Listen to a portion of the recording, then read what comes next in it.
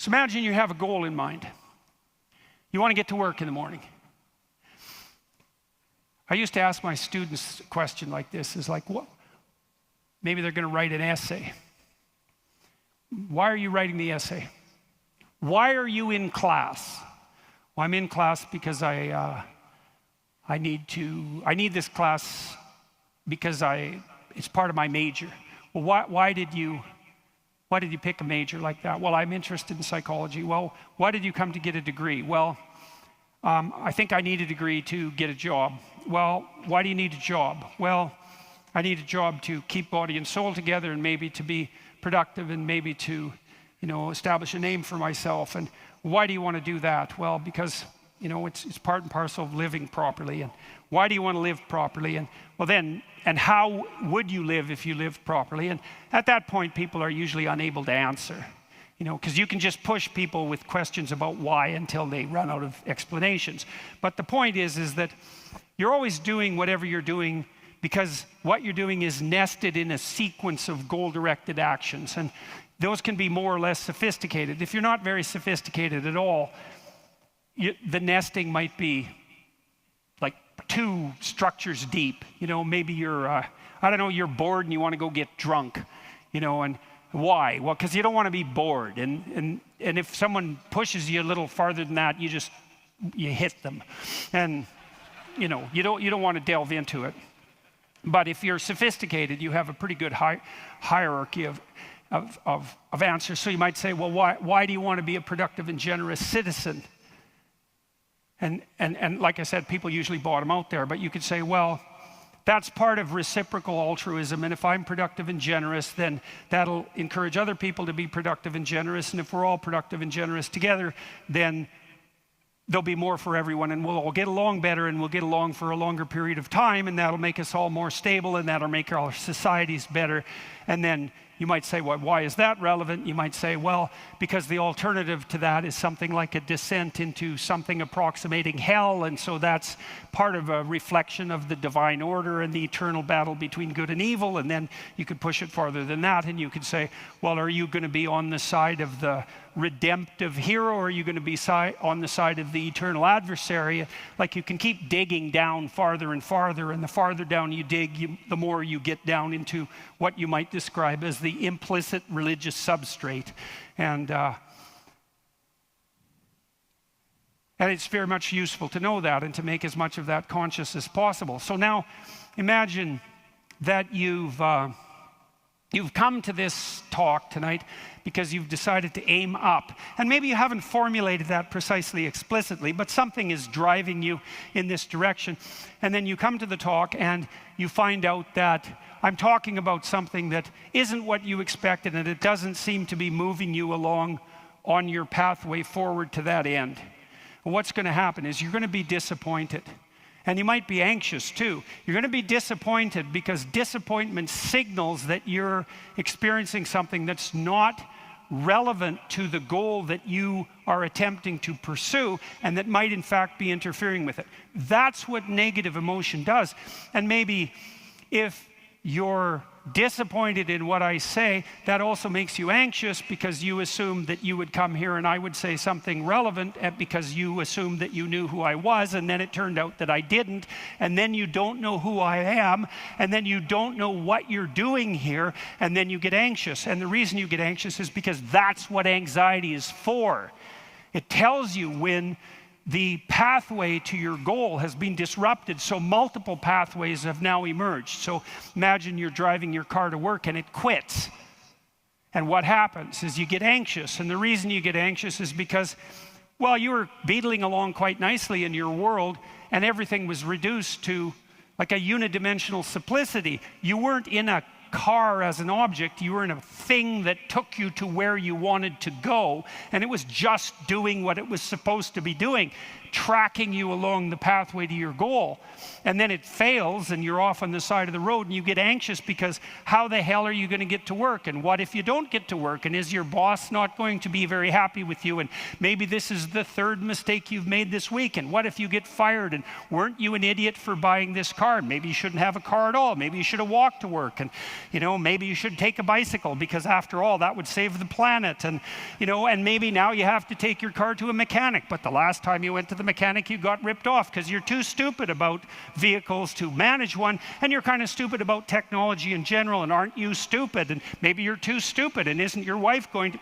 That's anxiety, right? And that's the emergence of a multiplicity of pathways, right? And so what anxiety signifies is the degeneration of an attentional hierarchy into multiplicity. And the reason you get anxious and it feels bad is because now your body can't compute how much energy you have to put out in order to get to your goal. And so you can't organize the world. You're apt to use more resources than you'll replenish. And if you continue to do that, then you'll die. And so anxiety is a signal that complexity has reemerged. Chaos, that's the eternal dragon of chaos. Chaos has reemerged because your narrative has collapsed. And so that's negative emotion. That's what negative emotion signifies, is that it's the collapse of an organizing narrative. And so that's very interesting to know. So you feel positive. If I walk on the stage and I know I'm supposed to go to the front of the stage, say, and the reason I want to do that is because I know I have to talk to you, and that's and I want to talk to you because I think it's valuable to talk to you, etc. That's nested in a hierarchy of value. And if I see a clear pathway to the front of the stage, then that actually produces positive emotion. And that positive emotion impels me forward, because positive emotion does impel you forward. That's what it's for. That's how positive emotion is linked to action. So if you're enthusiastic because you can see a pathway forward to a valued goal, and that enthusiasm manifests itself. This is true even neurochemically. It manifests itself as positive motivation to move forward. And not only that, if you're moving forward and it's working, your brain tracks the fact that it's working, and then that's linked to dopamine release, by the way, which is what cocaine releases. It's linked to dopamine release. And the other thing your brain is doing, even when you're just walking to where you want to go, if you're successfully walking there, your brain tracks what you're doing. There's circuits that are activated while you're doing it. And if what you're doing results in the result you desired, then the dopamine floods those little neurons that are active, and it makes them grow and flourish. And so as you practice something that's working, the circuit that is activated as you're practicing is bathed in dopamine, and that makes it stronger. And that feels good. It's growth. It's part of positive emotion. And so the positive emotion moves you forward, but also encourages you to develop a habit of that practice. And so one of the things I would bloody well say is, don't make a habit of pursuing things that aren't good for you, because you build that into you. That's what happens if you become addicted to something, You build a little monster inside you that's grown. It's there. It's after one goal, despite everything else. Not a good outcome.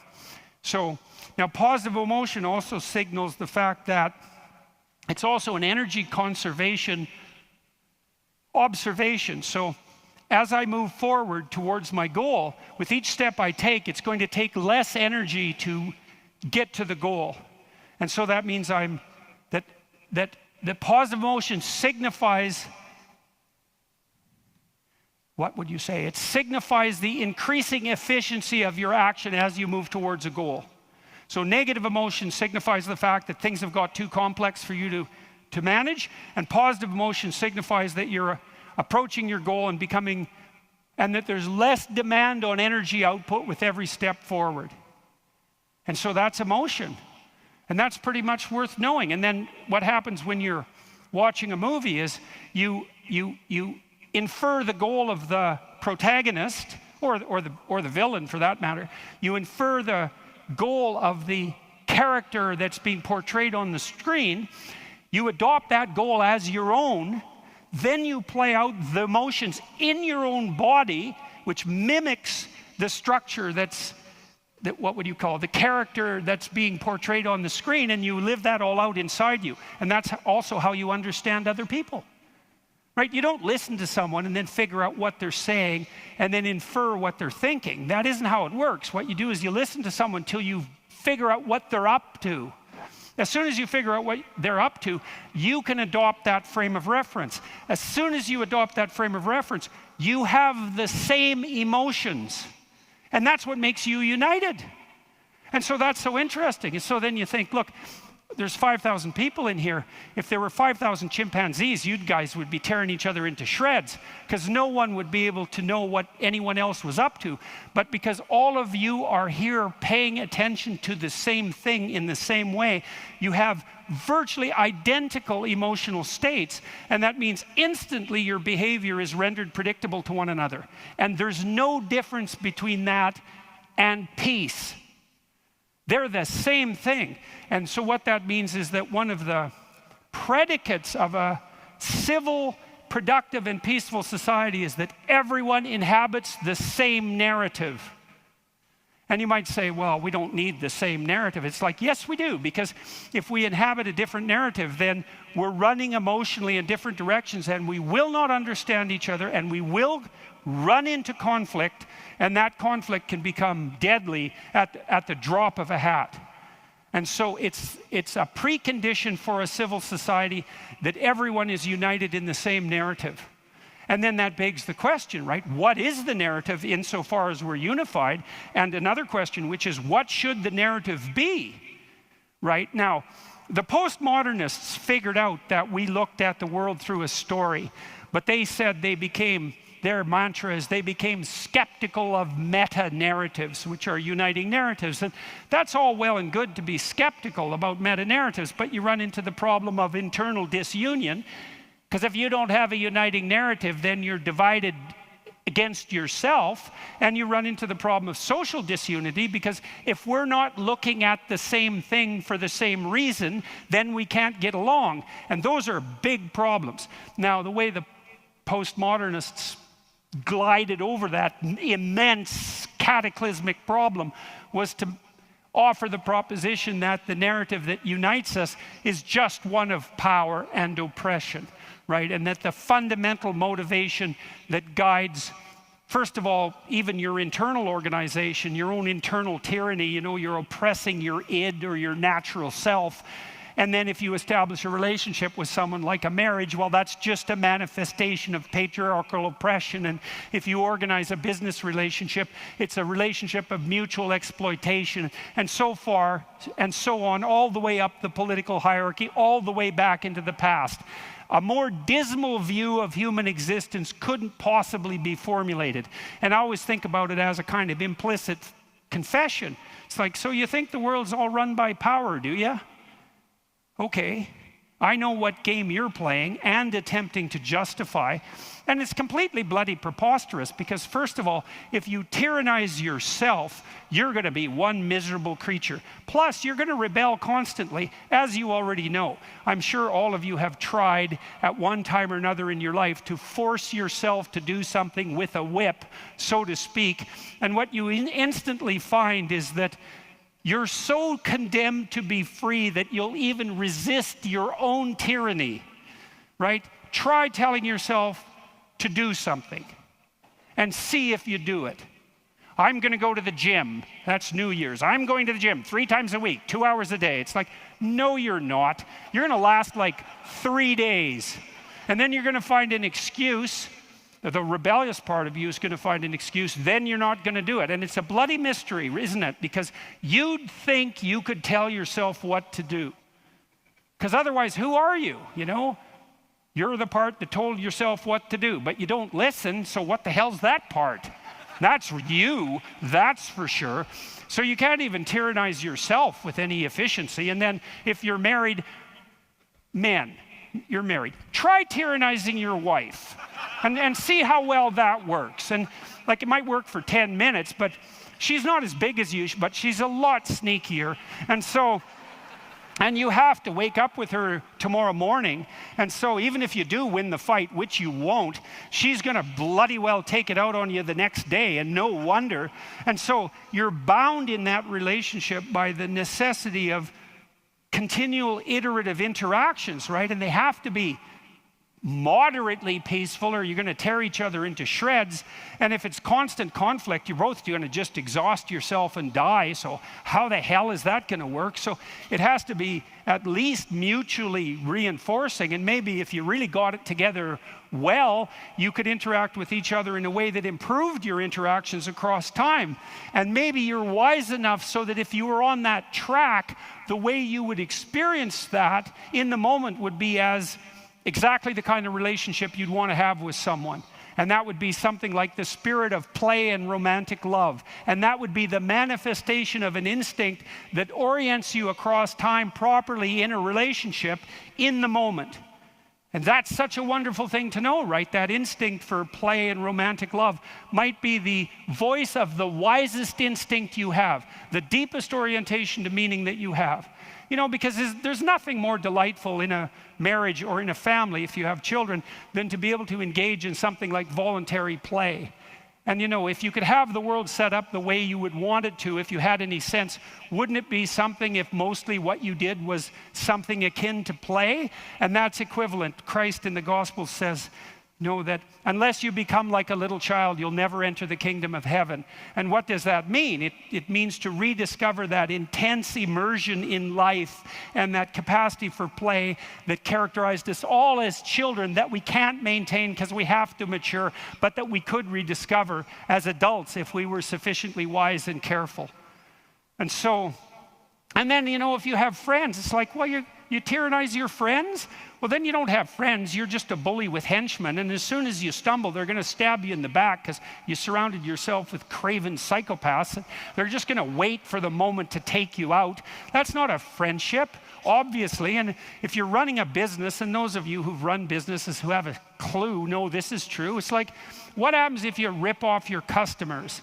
Well, you can get away with it once or twice, but word gets around in no time flat, and then you're just done and bitter and resentful because your idiot machinations didn't work. But if you engage in fair trade and you're reliable and you deliver what you promised and you're half decently good to your employees and the people that you work for, then they're going to be pleased with you, and they're going to come back and they're going to talk to their friends about how well you did, and you're going to flourish. And none of that's arbitrary. You know, that's all guided by the manifestation of a certain form of attentional priority, right? You go to your customer's house, maybe you're a plumber, and the first thing you do is you listen to their damn problem. And so at least you have enough sense to engage in dialogos, right?